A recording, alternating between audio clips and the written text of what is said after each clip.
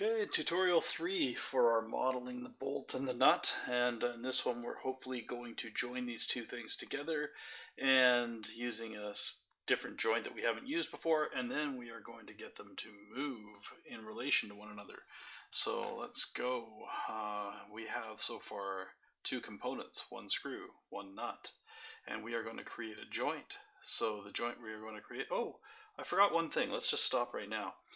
This nut, I forgot to chamfer the lead in and the lead out on the nut, and that's going to cause us some grief if we don't do that, because these aren't going to want to go together. So let's just back up a little bit and work on the nut. So I'm going to turn the screw off for a second, and we're going to just highlight the nut here, activate it.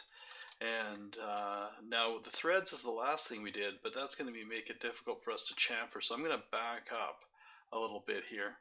And see what I did there? I turned back my timeline. So I went down to the bottom here in the history and I pulled that back. So now I'm seeing what happened just before threads.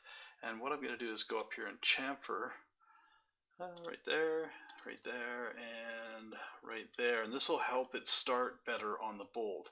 So we're going to just give it a little pull here and see what we get. Oh, that's a lot. So let's go half of that and see what that looks like. And yeah, we'll leave that. We'll push OK. That's just a 45-degree chamfer. Push OK. And now we'll try and bring this timeline right to the end and see if the threads come back, and they do. So I back things up. Now that might be a bit extreme, but it'll help us a little bit to start this nut, because it's going to be a 3D printed system. So let's turn the screw back on. We got to give it every chance it can to start. So there we go. So we got those back on. I'm going to go top level. So we fixed our nut. Now, next step. We are going to create a joint. So it's assemble a joint, but now, I'll always capture position if presented. Now what we're going to do is we're going to go to a motion type joint. So you head here. Now normally we're on rigid, which is this one. We're going to move down. Revolute, no. Slider, no. If I did a slider joint, this nut would just slide, or could slide up and down, but it wouldn't rotate. So we're going to pick this one here. It's cylindrical. Components rotate around and move along a single axis. So pick that. And now we're going to pick the nut first over here. Hover over this face right here. Oh, sorry, I forgot. Once you pick it, you got to go back to position. Now you're going to hover over this face and hold control. I can't say that enough. Hold control. That'll keep you on this face, even when you move way in here. So here we go. I'm going to hover, hold control. I'm going to move in. I picked the center right there. And that is even with that face because I was holding the control key. Now I'm going to go and find this face and click that. And now it's going to line those up for me with all this fancy stuff here. Okay, so those are lined up and ready to go. So we'll push OK. So I've got these two connected together, and they're a cylindrical joint. Now nothing happens right now. Look, they're just locked together. And that's because in order to have something move in relation to something else, one of those things has to be fixed and not movable. So what we're going to do is we're going to make the screw that. So head over to screw and right click and ground it.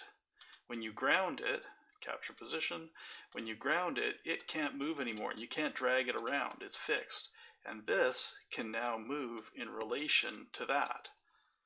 Okay, so now we're going to head over here to where we made the joint, underneath the joint menu here. This one here, and we are going to click the edit button on the end. And we are going to look at the rotate feature. So minimum rotation and maximum rotation. So let's give it a maximum of 360 degrees and a starting point of 0. And then up under this menu, we're going to go to sliding. How much can it slide? Now this is a little tricky. What you're going to find is there's a couple of flags in here that represent the slide. I'm going to turn on minimum and maximum, and then you'll see them. So these are the minimum and maximum flags. If I click I'll turn that one off. That blue one there would be your minimum flag, and this, click maximum, this is your maximum.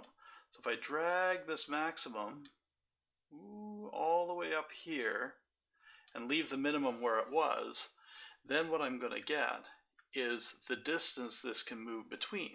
So we'll push OK now. So now as I turn this, it can slide back and forth no more than that. Boom, boom, start the thread, finish the thread. 1.25 inches of movement up out. And then we can rotate this, but it's not, notice how this rotates separately from the sliding movement. I'm just dragging it around and rotating it.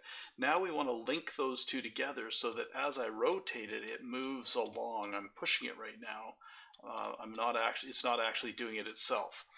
So what we're going to do is create a motion link. So go up under Assemble, go to Motion Link, Capture Position, and now what we're going to do is select the joint we'd like to motion link, which is this one here that we made.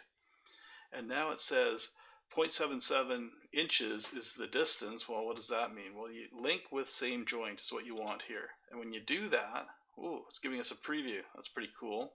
And we push OK. And now that we've done that, once it thinks for a second, we should be able to rotate this and have it move 0.77 inches of linear movement for every 360-degree rotation. And where did I get 0.77? Well, this was 13 threads per inch. So if I divide 1 inch divided by 13 threads, in order to cover 1 inch of travel in 13 threads, I have to travel 0.07, well, I called it 0.077 rounding up, inches per revolution. So as I do that, after 13 revolutions, I would get to clear 13 times 0.077 equals 1 inch approximately. So that's what's happening here. I am advancing 0.077 every time. Let's go look at that again, edit the feature. 0.077 every time I rotate 360 degrees, and now I've linked them together just like the actual cap screw would be. So there we go, push OK. And that's how you motion link and use a cylindrical joint. Okay, that's it for this tutorial, and see you in the next one.